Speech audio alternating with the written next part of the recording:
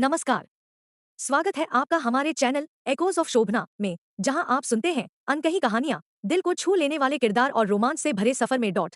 Chapter 1। Harold white मर चुका है। वाइट परिवार चाहता है कि सगाई को वैसा ही रखा जाए, लेकिन वे शादी समारोह नहीं करेंगे।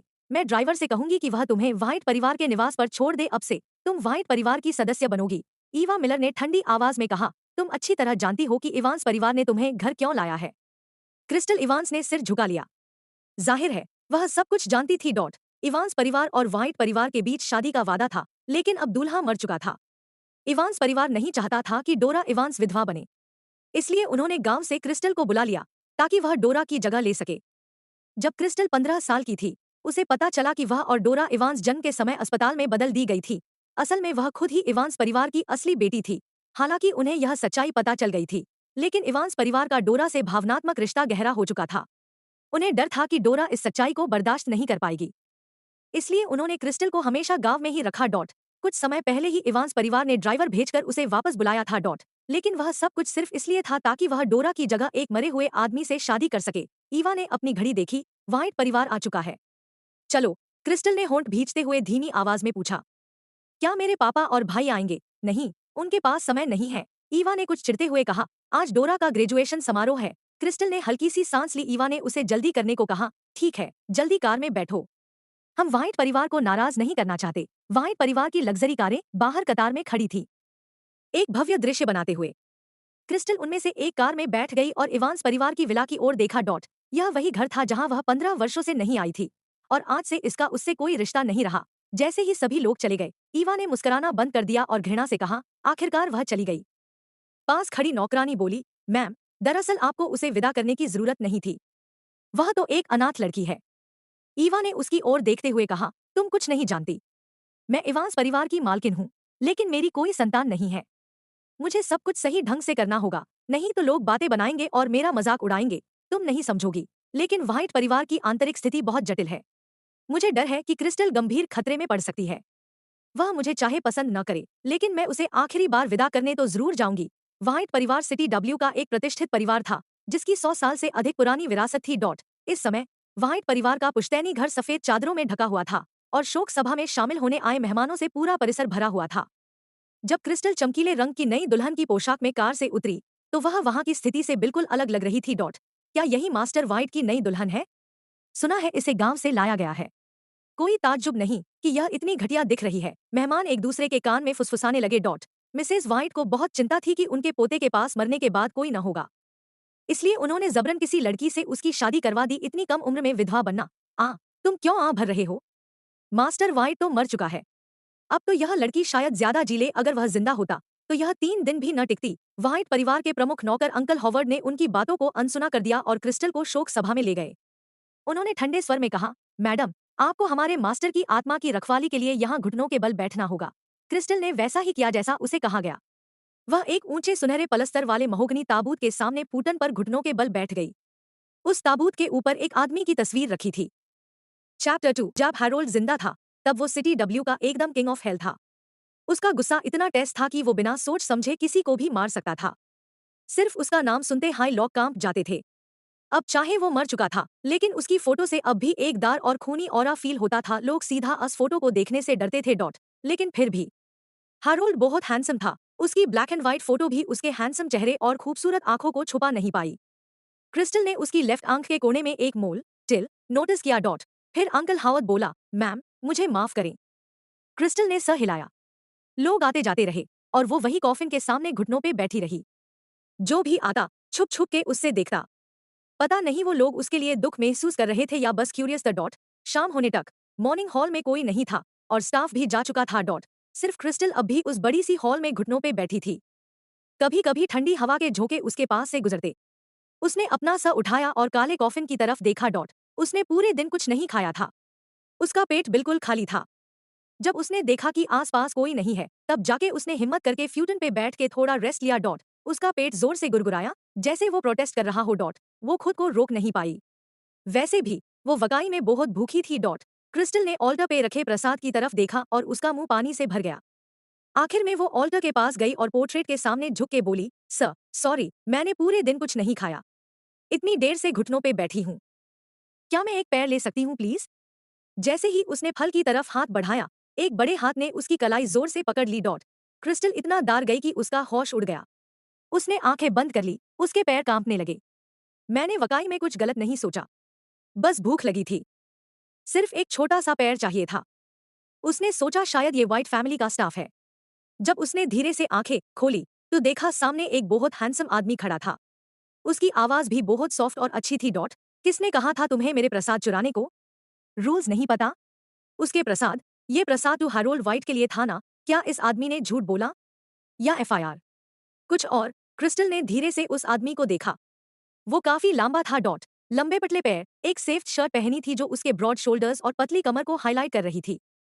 उसकी आंखें खूबसूरत थी लेकिन अनमेन एक खौफ भी था, और उसकी लेफ्ट आंख के कोने में एक सेक्सी टिल था। तुम?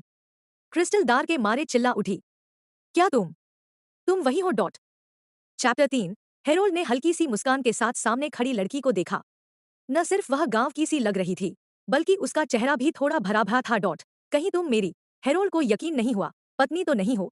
क्रिस्टल को तो जैसे कोई भूत दिख गया हो। वह रोने लगी और सुबकते हुए बोली, मैं तो बस भूखी थी। बस एक छोटा सा नाशपाती खाया था। मुझे नहीं पता था कि इससे आप इतना नाराज हो जाएंगे कि मर के वापस लौट आएंगे।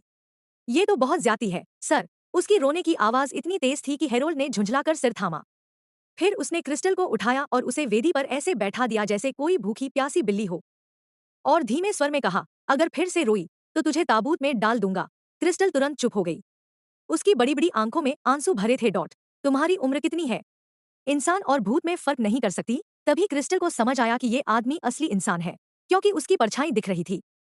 तुम मरे हुए नहीं थे? उसने काले ताबूत की ओर इशारा किया। उसमें तो साफ साफ आपकी लाश रखी है। हेरोल्ड ने भौहें उठाईं और ताबूत की ओर गया। उसने उस पर हल्की दस्तक दी और पूछा, देखना चाहती हो लाश? क्रिस्टल वेदी पर सिमट गई, जैसे कोई बलि चढ़ने वाली खरगोश हो। कांपते हुए बोली, नहीं, मुझे नहीं देखना। डरा मत आओ। हेरोल्ड अपनी कुख्याति के लिए जाना जाता था, और उसे अच्छा बनने का कोई शौक भी नहीं था। उसने जानबूझकर उसे डराते हुए कहा, तुम्हें नहीं पता मैं कितना बुरा इंसान हूँ? क्रिस्टल ने घबराकर लाल निगली और उसकी आंखें डर से फैल गईं। अगर मेरा मूड खराब हुआ तो मैं तुम्हें मारकर जंगल में फेंक दूंगा, हेरोल्ड ने खिंचते हुए कहा। भेड़िए खा जाएंगे तुम्हें। क्रिस्टल की तो रूह कांप गई। उसका चेहरा साफ कह रहा था कि ये आदमी बहुत ही निर्दयी है।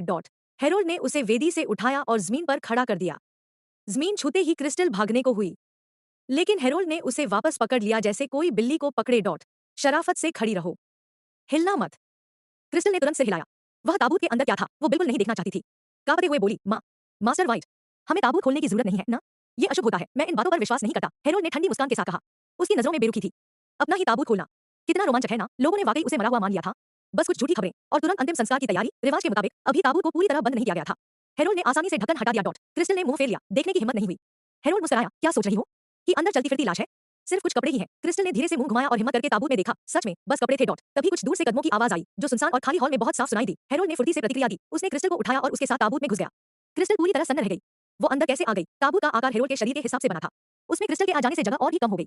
वह बस उसके सीने से लगी रह गई। उसका माथा हेरोल्ड की मजबूत छाती से टिका था। मास्टर व्हाइट, हेरोल्ड ने ताबूत का ढक्कन बंद कर दिया और क्रिस्टल का मुंह भी ढक लिया। इतनी जोर से कि उसकी सांस ही रुकने लगी। बाहर से किसी स्टाफ की आवाज आई, वो लड़की कहाँ गई? मिस एवांस कहाँ है? शायद बाथरूम चली गई होगी या कहीं सो गई होगी। मेरी तो किस्मत ही फूटी है जो आधी रात को मोमबत्तियां बदलनी पड़ रही हैं। आवाज धीमी करो, किसी और ने टोका। जब मास्टर व्हाइट जिंदा थे तो शैतान से भी ज्यादा खतरनाक थे। अब तो मर चुके हैं, पता नहीं क्या बन गए हों। ध्यान रखना, लाश उठ के तुम्हें खा ना जाए। बाहर थोड़ा शोर हुआ, फिर मोमबत्तियां जलाने के बाद वे लोग जल्दी जल्दी चले गए। चलो निकलो अब। जब पूरा हॉल शांत हो गया, हेरोल्ड ने क्रिस्टल का मुंह छोड़ा। वह हांफने लगी। उसे सच में लगा था कि वह यहीं मर जाएगी। फिर हेरोल्ड अचानक पास आकर बोला, कौन सा परफ्यूम लगा रखा है? क्रिस्टल ने गर्दन सिकोड़ ली और खुद को सूंघा। कोई खुशबू नहीं आई। चैप्टर 4। मैं दूसरों को ये नहीं बता सकता कि मैं मरा नहीं हूँ। हम क्रिस्टल ने कुछ पल सोचा, लेकिन आपने मुझे यहाँ क्यों लाया? हेरोल्ड ने जीभ चटकाई। बस कन्वीनियंटली सामने थी। क्रिस्टल ने अपना शरीर थोड़ा सा हिलाया। अब हम बाहर चले। हेरोल्ड ने ताबूत का ढक्कन धकेलकर खोल दिया। वह एक हाथ के सहारे फुर्ती से बाहर कूद गया। क्रिस्टल के माथे पर पसीना था। उसे ऊंचाई से बहुत डर लगता था, इसलिए उसने हेरोल्ड से मदद मांगी। मास्टर व्हाइट, बहुत ऊंचा है, मुझे डर लग रहा है। हेरोल्ड ने कोहनी ताबूत के किनारे पर टिकाई और बेरुखी से बोला, इससे मेरा क्या लेना देना? क्रिस्टल की आंखें भर आईं। लेकिन आप ही तो मुझे अंदर लाए थे। वो आदमी टस से मस नहीं हुआ। तो ले आया तो क्या? क्रिस्टल इतनी गुस्से में थी कि उसका दिमाग फटने को था। उसने कमजोर आवाज में कहा, बहुत ज्यादा हो रहा है। ये पहली बार था जब किसी ने हेरोल्ड के सामने इस तरह गुस्सा दिखाया। शायद ये देहात की सी लड़की अभी तक नहीं जानती थी कि सिटी डब्ल्यू में हेरोल्ड कौन है। हेरोल्ड ने ठुड्डी पर हाथ टिकाकर उसे दिलचस्पी से देखा। तुम्हें नीचे उतारना असंभव तो नहीं है? क्रिस्टल की आंखों में चमक आ गई। हेरोल्ड ने हल्का सा मुस्कुराते हुए कहा, क्या बोला था तुमने मुझे, मास्टर व्हाइट? क्रिस्टल ने मासूमियत से कहा, सब आपको यही बुलाते हैं। हेरोल्ड ने भौहें उठाईं। तुम मेरी पत्नी हो, तुम मुझे ऐसे नहीं बुला सकती। क्रिस्टल बिल्कुल अनुभवहीन थी। उसने सीधा पूछा, तो क्या बुलाऊं फिर? टिमटिमाती मोमबत्तियों की रोशनी में हेरोल्ड का चेहरा और भी आकर्षक लग रहा था। उसने धीरे से कहा, अपने दिमाग का इस्तेमाल करो। क्या वो उसे पति बुलाने को कह रहा था? क्रिस्टल के कान तुरंत लाल हो गए। Master white. अचानक अंधेरे से एक आदमी निकला। हेरोल्ड का असिस्टेंट ल्यूक जोन्स। हर कोई कह रहा है कि आप मर चुके हैं। हमारे लोग सब परेशान हैं। आप यहाँ क्या कर रहे हैं? हेरोल्ड ने मुस्कुराकर कहा, बस अपना ही अंतिम संस्कार अटेंड कर लिया। दुनिया का अनुभव भी हो गया। फिर उसकी नजर ताबूत में बैठी क्रिस्टल पर गई, जो अभी भी सोच रही थी। हेरोल्ड मुड़ने लगा जैसे निकलने ही वाला हो। मुझे कुछ जरूरी काम है, तो मैं। क्रिस्टल को डर था कि वो उसे अकेला ताबूत में छोड़ देगा। उसने जल्दी से चिल्लाया, हनी मत जाओ। ल्यूक तो गिरते गिरते बचा। उसने ठीक सुना, ये छोटी सी लड़की मास्टर व्हाइट को हनी बुला रही है। हेरोल्ड ने दिलचस्पी से उसकी ओर देखा। फिर से बुलाओ। क्रिस्टल झिझकी, लेकिन ताबूत में बैठी बैठी उसकी आंखें भर आईं। उसने आगे बढ़कर उसे गले लगाया और कहा, हनी। हेरोल्ड को पता नहीं कहाँ से दिलचस्पी आ गई थी, लेकिन क्रिस्टल उसे दिलचस्प, मासूम और बहुत ही प्यारी लगी। उसने क्रिस्टल को बाहों में भर लिया और जैसे ही मुड़ा, सामने ल्यूक की हैरान चेहरा था। मास्टर व्हाइट, आपने शादी कब की? तुम इसे नहीं पहचानते? ल्यूक को अचानक याद आया, क्या ये एवांस फैमिली की बेटी है? जैसे ही क्रिस्टल जमीन पर उतरी, उसने लंबी सांस ली। हेरोल्ड ने उसका गाल खींचा और उसकी ठुड्डी ऊपर उठाई। किसी को भी मत बताना कि मैं जिंदा हूँ। क्रिस्टल ने तुरंत सिर हिलाकर हामी भरी। हेरोल्ड को उसका स्पर्श अच्छा लगा।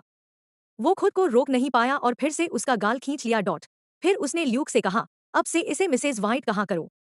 चैप्टर 5। ल्यूक सन्न रह गया। मास्टर व्हाइट को तो ये शादी बिल्कुल पसंद नहीं थी। और अब अचानक वो अपनी पत्नी पर इतना प्यार कैसे लुटा रहे थे? हालांकि ल्यूक के मन में सवालों का तूफान था, लेकिन वो कुछ पूछने की हिम्मत नहीं कर सका। उसने क्रिस्टल को आदर से मैडम कहा और हेरोल्ड से बोला, मास्टर व्हाइट, हमें मीटिंग के लिए निकलना होगा। हेरोल्ड मुड़कर चलने ही वाला था कि किसी ने उसकी शर्ट का किनारा पकड़ लिया। क्रिस्टल ने बस हल्का सा कपड़ा पकड़ा था, क्योंकि वो डर रही थी कि कहीं हेरोल्ड नाराज न हो जाए।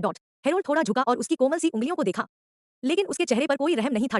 तुम मुझसे बिल्कुल भी नहीं डरती? क्रिस्टल ने होंठ चाटे और कुछ कहने ही वाली थी कि हेरोल्ड का हाथ उसकी कमर पर आ गया और एक पल में उसकी छाती पर एक काली चमचमाती पिस्तौल आ टिकी।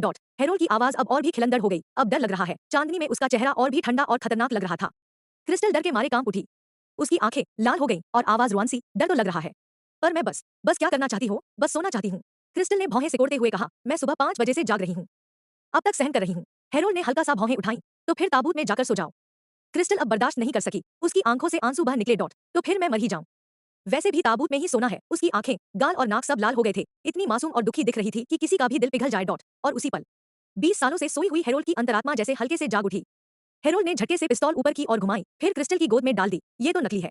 इतना क्यों रो रही हो? क्रिस्टल ने हैरानी से गोदी में रखी चीज को देखा। क्या आजकल नकली बंदूकें इतनी असली लगती हैं? रख लो अगर चाहिए तो। हेरोल्ड ने लापरवाही से कहा, अब मेरे पीछे पीछे चलो। ल्यूक ने धीरे से टोकना चाहा, मास्टर व्हाइट, ये तो। हेरोल्ड ने उसकी तरफ देखा तक नहीं। ल्यूक चुप हो गया। क्रिस्टल चुपचाप हेरोल्ड के पीछे चल पड़ी। उसका मजबूत शरीर इतना विशाल था कि उसकी परछाई में क्रिस्टल पूरी छिप गई। उसकी आवाज अब शांत और धीमी थी, मास्टर व्हाइट, हम जा कहाँ रहे हैं? हेरोल्ड ने मुड़कर उसकी ओर देखा।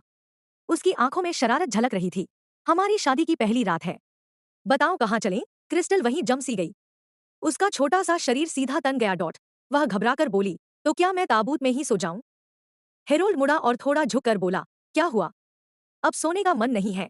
क्रिस्टल ने उंगलियों से अपनी आंखें खोली। आत्मा की शांति के लिए ताबूत की रखवाली ज्यादा जरूरी है। हेरोल्ड ने उसके मासूम चेहरे को देखा, मैं अभी मरा नहीं हूं।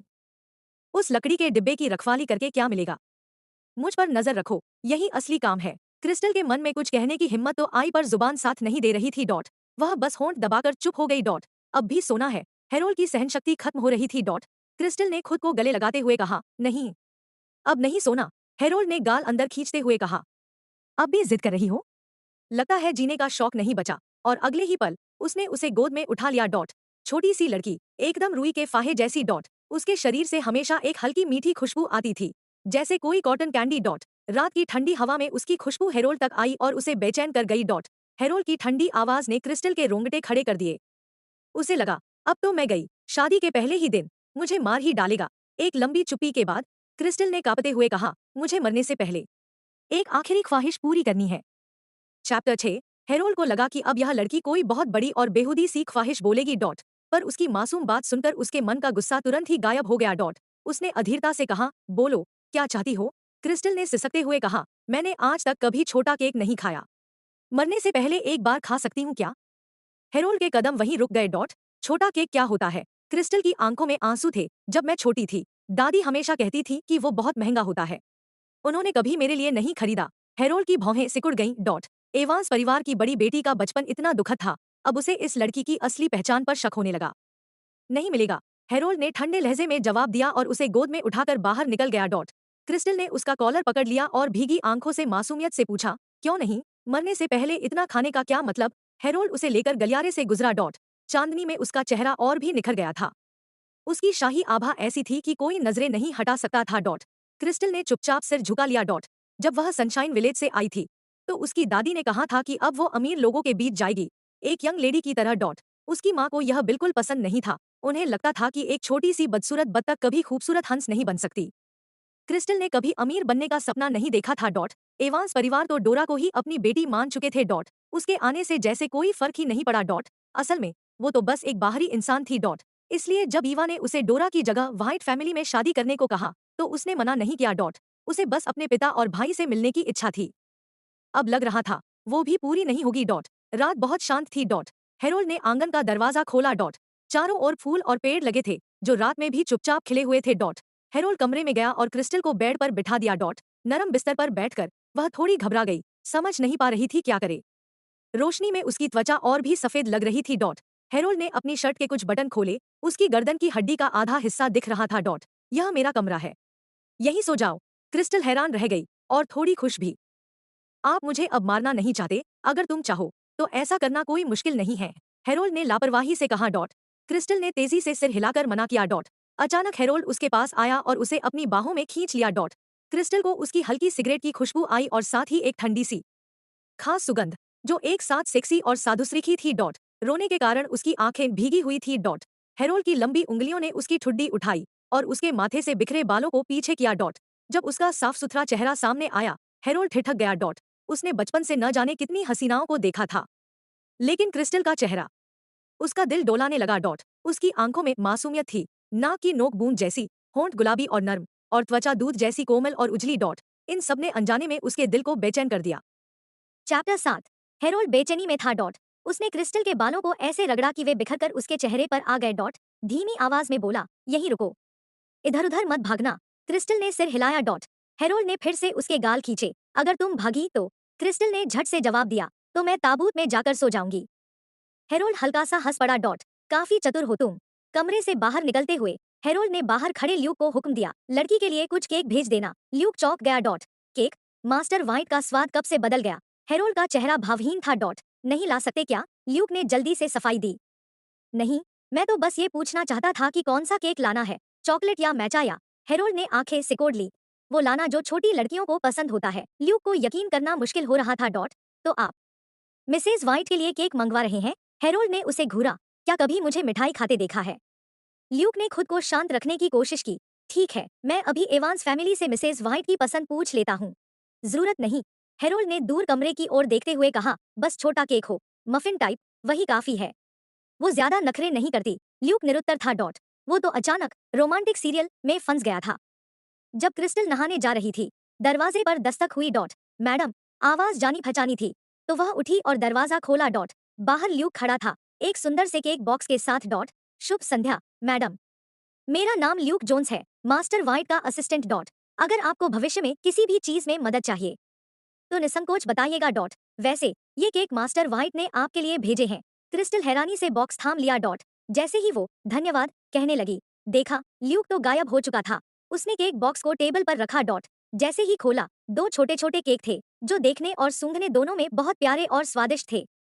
उसने पहला कौर लिया, एक स्ट्रॉबेरी फ्लेवर और एक पुडिंग फ्लेवर का। जैसे ही खाया, वो मुंह में ही घुल गया। उसने कभी और किसी तरह का केक नहीं खाया था।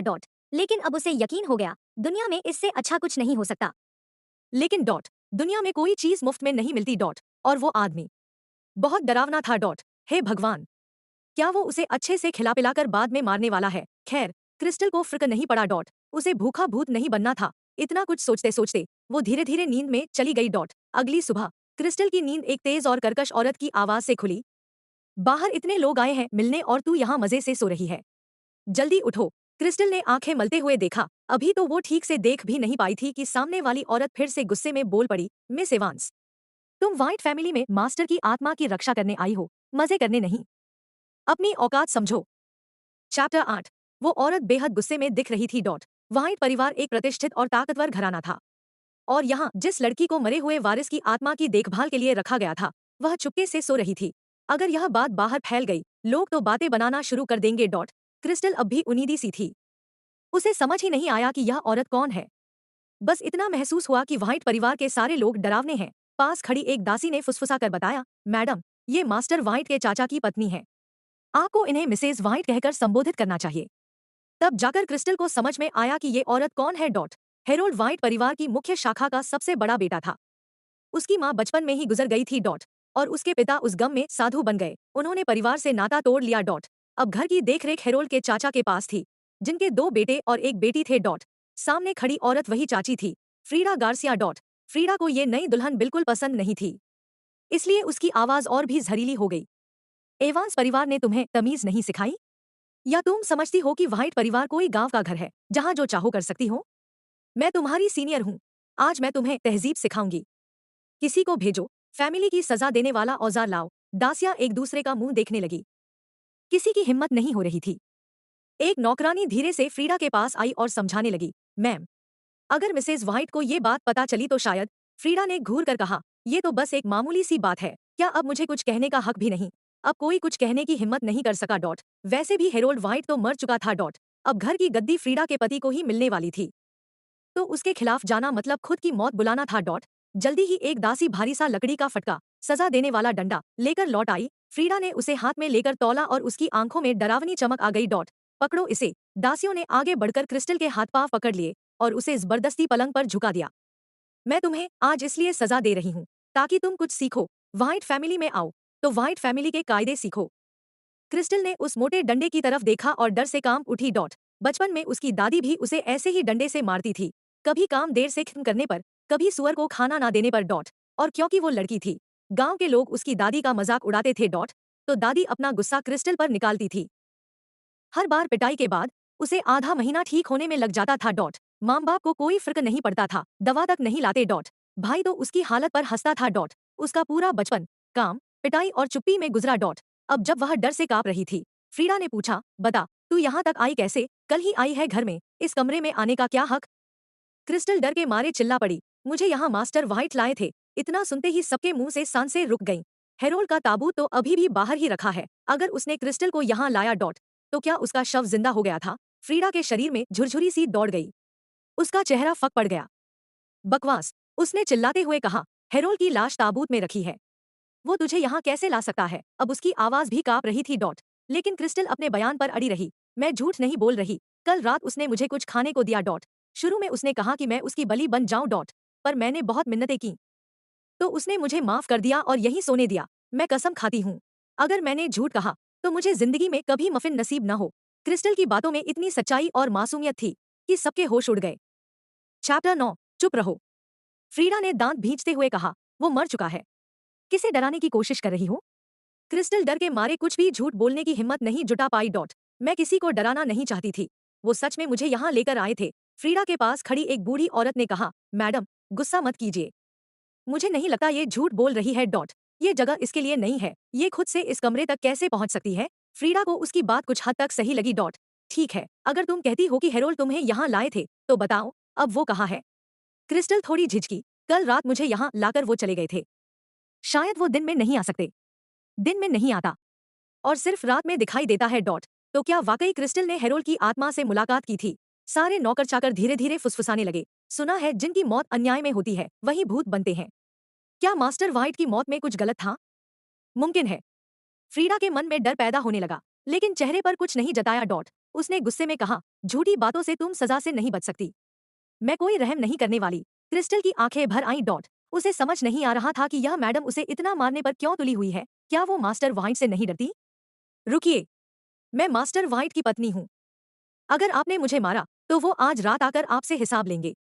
फ्रीडा के हाथ से लकड़ी का फटका लगभग गिर ही गया। उसने खुद को संयम में रखते हुए कहा, मैं उसकी चाची हूँ, कोई मुझे कुछ नहीं कह सकता। फिर नौकरों को डांटते हुए बोली, पकड़े रहो इसे। मेरी इजाजत के बिना मत छोड़ना।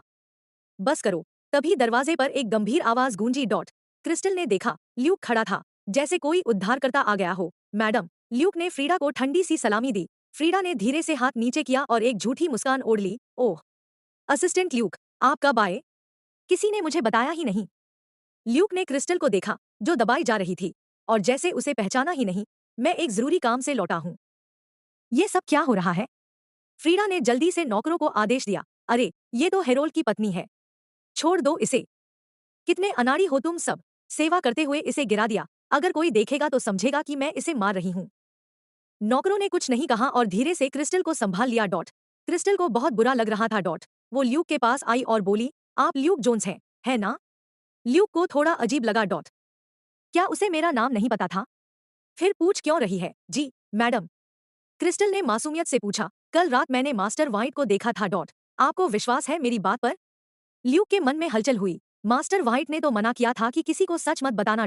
अब ये लड़की क्यों सबके सामने कह रही है? क्रिस्टल चिंतित दिखी। उन्होंने मुझसे बात की, कहा कि वो मुझसे खुश हैं, और उन्होंने कहा कि वो आपके सपने में आएंगे और कहेंगे कि आप मेरी देखभाल करें। क्या उन्होंने आपके सपने में कुछ कहा? अब ल्यूक को समझ ही नहीं आ रहा था क्या बोले। क्रिस्टल ने मासूम आंखों से झपकते हुए फिर पूछा, असिस्टेंट ल्यूक, मास्टर वाइट ने कल रात आपके सपने में नहीं आए क्या? चैप्टर 10। ल्यूक मन ही मन सोचने लगा। उसे लगा था कि यह नई नवेली दुल्हन बड़ी सीधी सादी और डरपोक है, लेकिन अब लगता है उसे बहुत कम आका था। मिसेज वाइट, मैं भूत प्रेत और भगवान पर यकीन नहीं करता, ल्यूक ने मासूम चेहरे वाली क्रिस्टल को देखते हुए कहा। लेकिन सच कहूँ तो मुझे कल रात मास्टर वाइट का सपना आया था। उन्होंने मुझसे कहा कि उन्हें अपनी नई पत्नी बहुत पसंद आई है और खास तौर पर मुझे भेजा है कि आकर उन्हें देखूं। फिर ल्यूक ने अपनी बात का रुख फ्रीडा की ओर मोड़ा। मिसेज वाइट, क्या आप सच में इन्हें परिवार की सजा देना चाहती थीं? ल्यूक हेरोल्ड का सबसे विश्वसनीय और ताकतवर आदमी था। उसके हाथ में बहुत पावर थी और उसका काम करने का अंदाज भी हेरोल्ड जैसा ही सख्त था। वाइट फैमिली का कोई भी व्यक्ति उससे पंगा लेने की हिम्मत नहीं करता। फ्रीडा लाख नाखुश हो, लेकिन उसे झुकना ही पड़ा। उसने हताशा में वह मोटी सी छड़ी एक नौकर को दे दी। नहीं, बाहर बहुत सारे मेहमान आए हैं और सिरिल अब तक सो रहा है। मैं उसे उठाने ही जा रही थी। सिरिल वाइट, वाइट फैमिली की दूसरी शाखा का सबसे बड़ा बेटा, एक बिगड़ेल रईसज़ादा।